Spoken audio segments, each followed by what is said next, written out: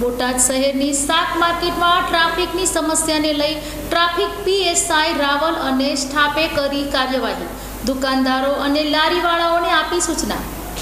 બોટાદ શહેરમાં દિવસે દિવસે વધતી ટ્રાફિકની સમસ્યાને હલ કરવા પોલીસે પગલાં લીધા છે। રસ્તા અને ફૂટપાથ પર ઊભા રહેતા લોકોને કારણે નાગરિકોને ચાલવામાં મુશ્કેલી પડતી હતી। બોટાદ જિલ્લા પોલીસ વડા કિશોર બળોલિયાની સૂચના મુજબ જિલ્લા ટ્રાફિક પીએસઆઈ એમ રાવલ અને સિટી ટ્રાફિક પીએસઆઈ ચૌધરીએ સ્ટાફ સાથે શાક માર્કેટ વિસ્તારમાં કાર્યવાહી કરી હતી।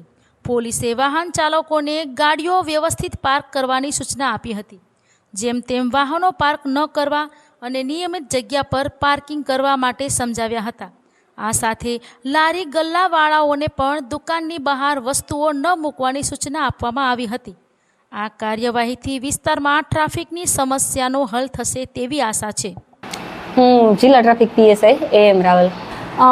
અમારા જિલ્લા એસપી શ્રી કિશોર બલોલિયા સાહેબની સૂચના હતી કે ટ્રાફિકની સમસ્યા બોટાદમાં છે જ, રસ્તા નાના છે અને ટ્રાફિક વધારે છે, તો કે એમાં પણ ખાસ કરીને માર્કેટનો જે વિસ્તાર છે ત્યાં નાના નાના વેપારીઓ હોય છે, બરાબર, બહારની સાઈડ બધો સામાન વધારે પડેલો હોય છે, જેથી કરીને નોર્મલ ચાલવાવાળા ટ્રાફિકને અને વાહનોવાળા ટ્રાફિકને ખૂબ પરેશાની સામનો કરવો પડતો હોય છે।